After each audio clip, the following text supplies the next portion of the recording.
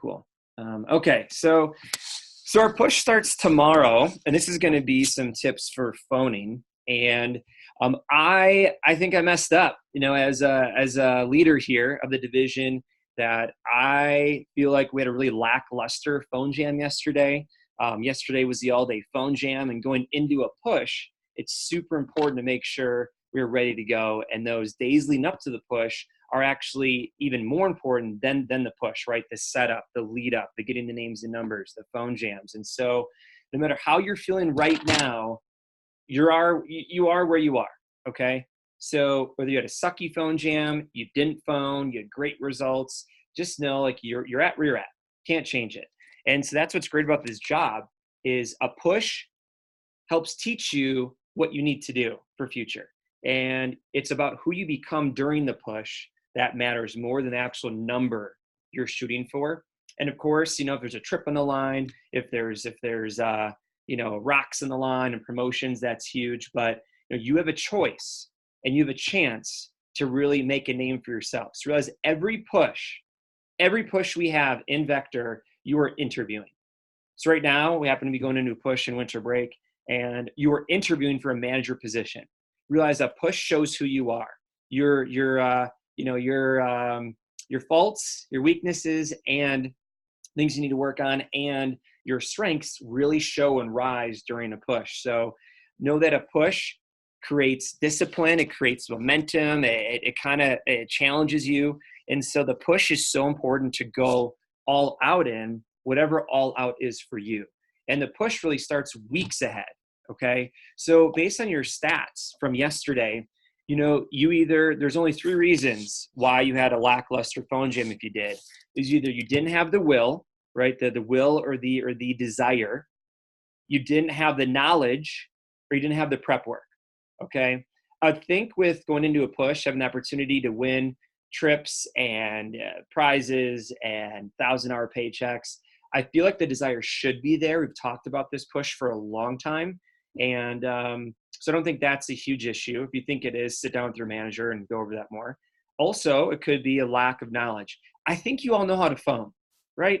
I think you all know how to read a script, right?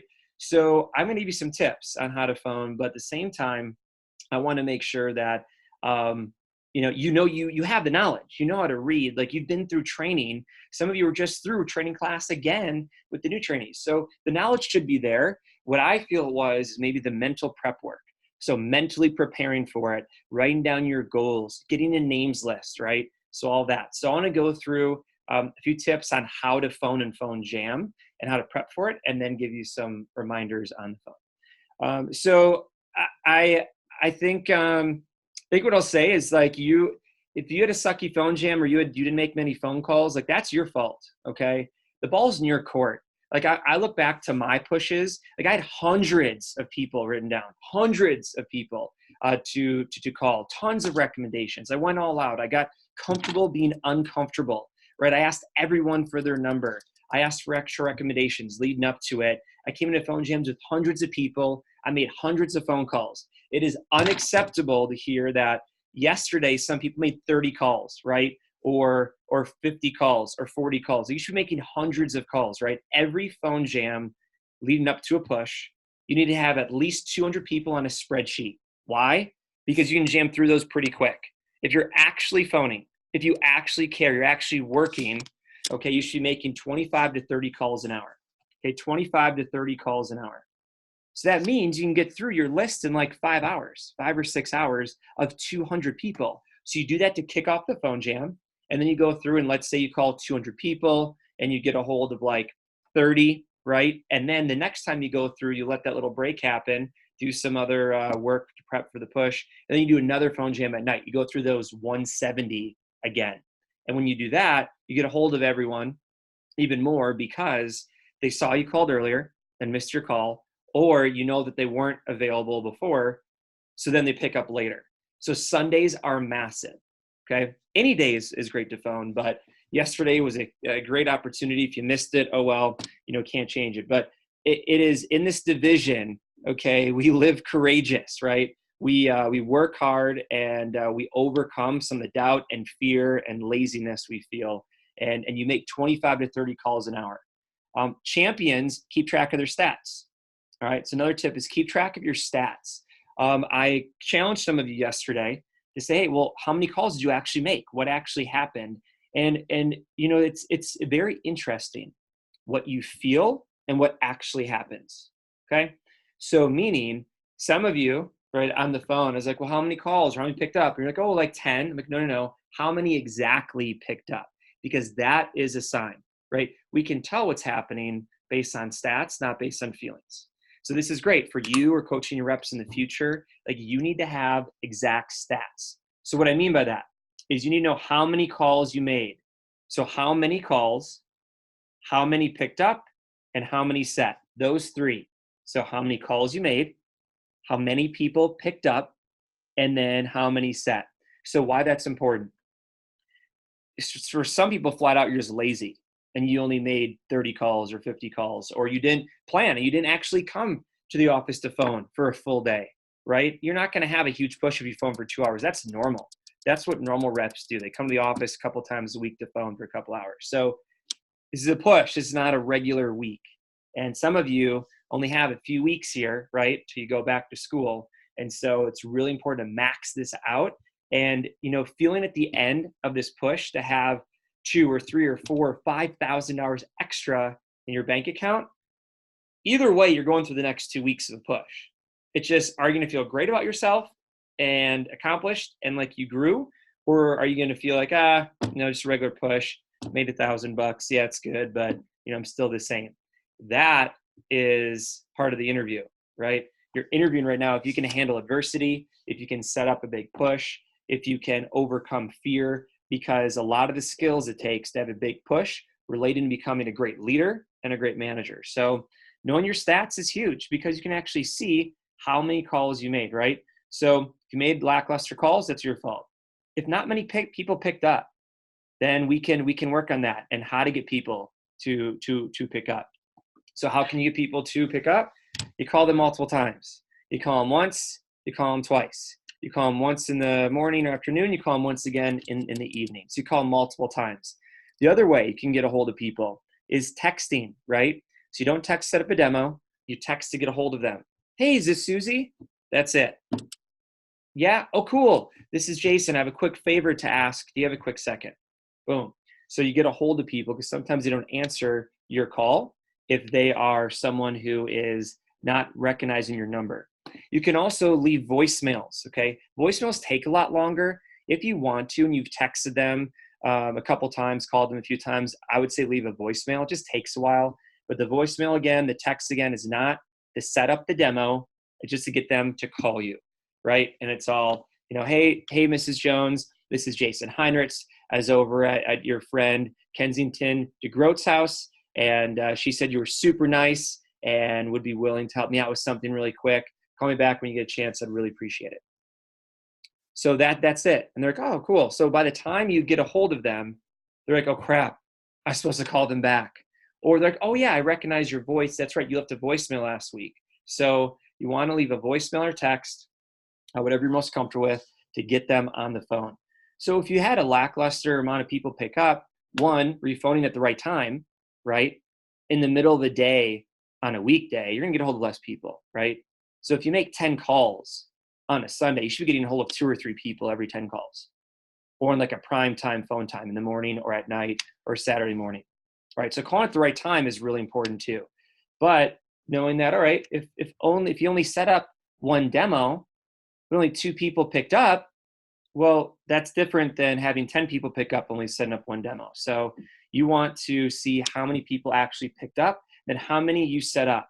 So for some of you, I heard yesterday you had a higher than average people not set up with you. So with that, that just means you need to be better on the phone, of handling objections, being nice on the phone. And it is, so normal stats.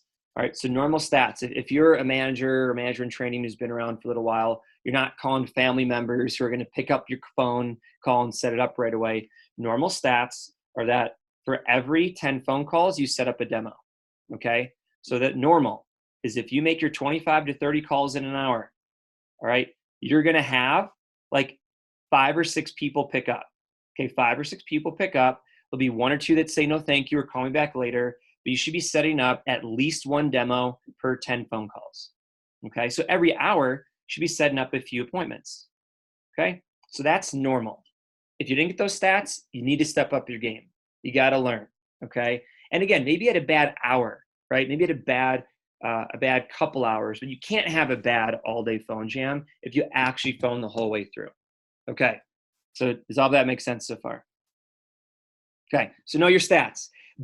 Next is being a disciplined, focused spot where you can phone.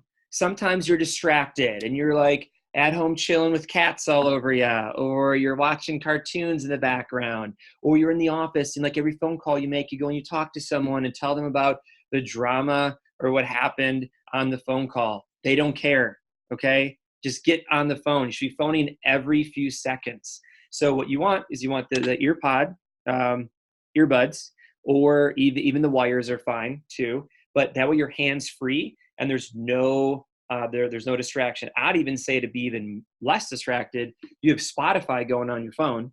So that way between the phone calls, you're jamming out to your favorite playlist. You're not picking songs. You're not looking like it's literally away from you. You're just listening to music. In the few seconds you're dialing between. You should be making a ton of calls. So you want to be focused. You want to have your manual out. You want to have your schedule out. You want to have your list out. And you want to be ready to go. So you want to be in a focused environment and you want to just jam out all your phone calls. Okay. So those are some tips going into how to phone. All right. Any questions on that? Okay. So I want to get into some tips on the actual phone call. So I'm going to share the screen here. All right. I'm going to have you guys take a look here. And, part of being a really good phone jammer, and I'll say that for me, doing over 1,000 demonstrations, guys, I've made about 12,000 phone calls, right? That's even including, that was a lot of home phones too. You guys have it so easy now with cell phones. They always have their phone on them. You just text them. You can get a hold of them real easily. And so it's huge to make a lot of phone calls. So the first question is, okay, what phone approach are you using, right? If you're using your own phone approach, it's probably not working very well, is it? Okay. If you're still using your trained phone approach, that's great for anyone that you kind of know, or really in your first 6 months, you can be like new on a job, right? You're just getting demos booked, right? But once you get into your acquaintances and the recommendations, this is on page 29 and 30 in your manual. If you're not following this, you're not doing it right. Okay. So a few reminders and tips. This is already planted in the phone script. Okay. And for some of you, this is redundant. But for some of you, there's gonna be one little nugget, one little thing that you're like, oh my gosh, I haven't been doing that. What a dummy. And also we cover this in advanced training too. And many of you have not had advanced training too in a long time. Okay. So again, make calls in the office whenever possible. It's a fun environment, maximize efficiency. If you weren't at the office for a phone jam, you're gonna have lackluster results. Okay, stay organized like I mentioned. Always follow your approach. Smile when you dial. You want to have fun. So my goal on the phone approach when I was phoning is I wouldn't even say the product most of the time. My goal was that I didn't care what I was selling. Mrs. Jones wanted to meet me. And for some of you, you have to do a reality check. If I was doing anything else, raising money for a fundraiser, doing a church trip, doing a school project, they probably would have set up with you. The reason why I said no is you did not create enough excitement on the phone, or they just didn't make sense. And it was hard to make a decision because you didn't really guide them into saying yes. So you want to get excited on the phone, you want to have enthusiasm, and you want to smile, because realize they're getting a feel of how the demo is going to be on the phone call. If you're too nervous, or if you're just saying weird stuff or taking too long, they're going to go, I don't want this experience in my home, right? They want to go, this guy is great. Wow, nice hardworking college student. I don't know what he's showing or even what he's doing, but I want to help him towards his scholarship. I want to help him towards his goals, right? It shouldn't matter what you're selling. You don't sell over the phone. You're not a telemarketer.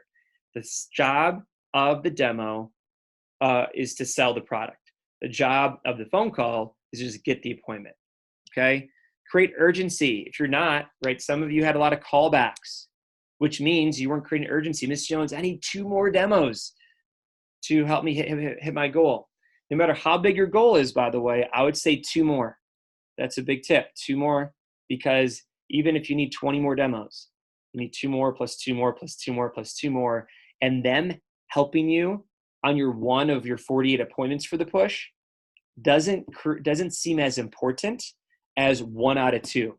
Okay. So say you just need 2 more, offer 2 times. If you're too wimpy, you're not offering choice of 2 times, you're going to have them walk all over you, and you're going to have a mixed up schedule that isn't efficient. And you're going to get a lot of people that give you an option of no. They say that because you're saying, hey, do you want to set up a demo with me? As opposed to this Friday or Saturday work better. Always be given a choice of 2 times. Stress the reference's name, right? Mrs. Jones, I was over at Aunt Sally's house. She said, you were like super nice and might be able to help me out with something. Okay, do you have a quick second? I can't tell you how many times I had Mrs. Jones go, haha, well, we'll see. Or like, well, that's very nice of her. Well, like, yeah, I am usually pretty nice. And you're giving them a compliment. You're giving them a compliment right away. So they're already thinking, wow, I like this guy. I want to help them out. All right, so stress the reference's name. Set up specific times, right? Don't call ahead. Firm up with a happy face. You have to confirm at the end. And again, this is all in the approach. You have to confirm at the end with a happy face and a penny. Okay, Mrs. Jones. Okay, thank you so much. These appointments are so important to me, and I'm counting on this to keep my schedule booked in this big push right now. I'm shooting for this big scholarship. So are you sure this time definitely works? Okay, so because if for some reason you forget or you have to reschedule, I actually don't get credit for that time slot. I'm going to cry like all day. It's going to ruin my day, Mrs. Jones. And I really hope that doesn't happen. I actually had a lady last week, Mrs. Jones, who I drove all the way to her house. It was like 25 minutes. She wasn't even there. Can you believe that? It ruined my whole day. I was all like flustered and I was all mad because, I'm trying to money for school and I could have put someone nice like you in there. So thank you so much for allowing me to count on you for this. And just so you recognize you when I stop by, as you write that down, can you put a little smiley face? Put some glasses as well, just so you recognize me when I stop by. Make sure it's a big smile, okay? And then just highlight that smiley face because I'll be the highlight of your day.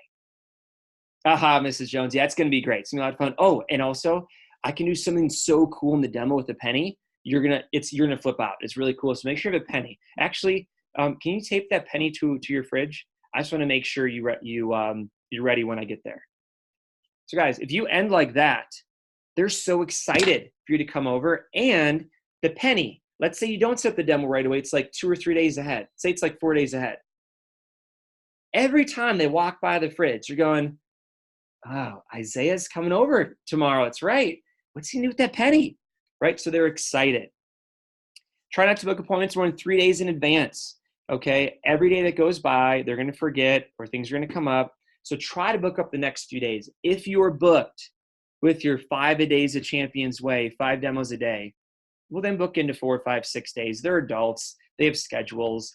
I'd rather book up. I'd rather have 10 to 20 demos booked past my next few days because those are booked up and have 1 or 2 extra reschedule than have none of them booked up, right? And by the way, with reschedules, if you're following the phone approach, right, for every 10 demos you book, it's okay to have 1 or 2 that reschedule or forget. If you have more than 2 out of 10, again, you need to firm up better on the phone. You have to be better on the phone. And then build rapport, right? Build rapport with them. I know that, a lot of young people struggle with building rapport in the beginning. So you really want to make sure that you're building rapport and you're having even the questions in your manual, right? I have new trainees do this. I'd have you guys do it as well. That whichever approach you're on, have specific questions you want to ask. I would say specific ones you want to ask are, how are you, right? How are you? And then I would ask something about timing, right? Based on what happened this past week, hey, did you watch Packer game yesterday? Or, hey, did you have a good Christmas? Or, hey, a quick question like that It takes a few seconds. And then, cool, do you have any big plans for this week coming up? So not only does it create more rapport for another 10 seconds, but also they're letting you know their schedule coming up. So then you know if they're going to be out of town, or if they have a Christmas event, or they have a family event, then you don't ask for that time. Okay, so those are huge. Phoning tips. Any questions on that? Okay. So here's the acquaintance approach. Here's where most of you are going to be phoning from. Your acquaintance approach or the recommendation approach. All right. So I'm going to zip through this, give you guys a few final tips, then I'll have you guys role play and we'll hop on the phones just to get booking. Okay. So if you have a directory, and again, this is like, you need to have at least 200 names and numbers. If not, you're just being a wimp. All right. So there's plenty of people who are in your acquaintance approach or in your chicken list group who you want to use this for. And I know you have hundreds of people on Facebook. I know you have hundreds of people on Snapchat. I know your parents have hundreds of people on Facebook. I know that you were connected to hundreds of people in high school, right? I know that the recent wedding you went to in your family hangout was hundreds of people. I know that your grad party list, hundreds of people. So don't tell me that you don't have people to call. You have hundreds of people. And I guarantee if I gave you $1,000 to get 100 new names and numbers within 24 hours, you'd do it. Promise, you would do it. And with that, well, let's say, 100 numbers, let's say that sets up 50 appointments, right? Like you do the math all the way through, you're gonna make thousands of dollars. So I'm not gonna give you 1,000, you're gonna give yourself thousands. Okay, so here's a list of like the random friend on Snapchat, you got their number, their parents' number, the friends of your parents on Facebook, you got their number. You use this and you say, I don't know if the name rings a bell. A lot of times people are going to say no if they don't know who you are, right? So you need to create that rapport in the beginning. Hey, I don't know if the name rings a bell. I don't know if the name rings a bell, but my mom works with you at Cintas, right? Or I went to school with your son, Johnny, right? And then anytime you are in a position of fear, just flip the script, okay? Flip it. So any person on your list, just flip. If they were to ask you or ask your parent, how would you feel? You go, that's fine. If you're nervous to call your neighbors, right? Go to your neighbors. Go, if you don't have their number, go knock on their door. It's your neighborhood, right? So, if any one of your neighbors you're scared to call, just flip the script. If one of your neighbors came and asked you to help for moving or babysitting or walking their dog when they're gone on vacation, you do it. Like, yeah, you're my neighbor. I've seen you before. Sure. So, and again, you read the approach, you go through it. I'm not going to waste time going through it because you guys can all read and you guys aren't some new trainee. You guys have already been through a lot of phoning workshops, but I gave you some of those tips there. So with the acquaintance approach, follow this one, okay? With the recommendation approach, it's right here, page 30. Read this one. It works. All the tips are in there. We already talked about that. And then where some of you are messing up, okay, is you're not answering the questions. Let me find it. That's earlier. So if they have a question on the phone, you need to answer it with these answers somewhere on here. Handling questions on the phone, page 28. Okay, you guys need to role play this. I'm gonna have you guys role play this once we hang up, but you need to role play. You need to know these. These need to be on the back of your hand, like you know them really, really well.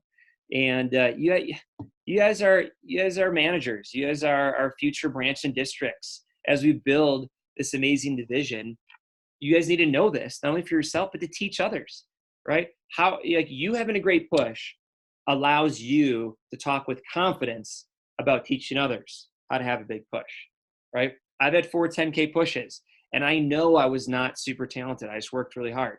And so just know, like, I have so much confidence in what it takes, and I have no problem telling someone to make 300 or 400 calls on a Sunday, because that's what I've done, right? No problem with having to make 10 to 12,000 phone calls, because that's what I did throughout college. I also made $100,000, So you have to overcome some fear and some laziness to get what most people can't.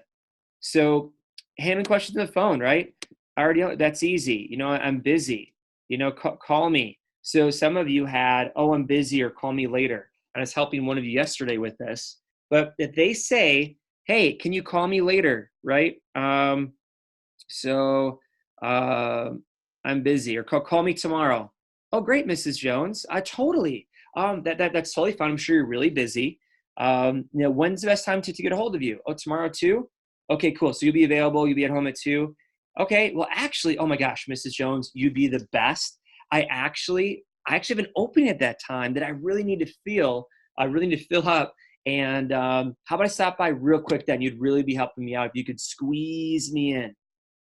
All right, cool. And you'll get people that book up by doing that, right? Oh, I'm busy, or I'm driving right now. Or, if they're busy, by the way, they picked up, they have an hour. They have a minute to talk to you. Okay. So if they were that busy, they wouldn't have picked up. Just remember that. Okay. So call me next week or call me tomorrow. Call me next week means you didn't create urgency. So a lot of these are handled by just reading the phone approach.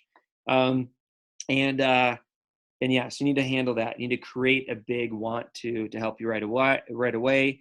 And if they say I'm not going to buy, I'm not interested, that just means you tried to sell too much on the phone. They're thinking, well, they don't even want cutlery right now. Well, what's the point of having you come over if I don't want cutlery? That doesn't matter. They're helping out a nice, hardworking college student. If you weren't selling Cutco, but you were doing a school project, and you had to get 10 opinions of your parents' friends on what they think about kids going to college, if it's worth it these days, right? Or if you had to get a hold of 10 of your friends' parents for a scholarship essay on what they think about kids going out of school for tuition, for staying in state or out of state for school. If you said to do a quick 30-minute interview, I know most of them would say yes, right? So I understand, just a matter of getting them to understand that there's no pressure, they're helping you out, and that's that. So those are some tips there. I don't want to spend too much time on that because I want you guys to go practice and role playing phone. But hopefully that helps. Is there any other questions or things that you come across on the phone that you feel like you can't handle, or you feel like you struggled with, or have that I didn't cover?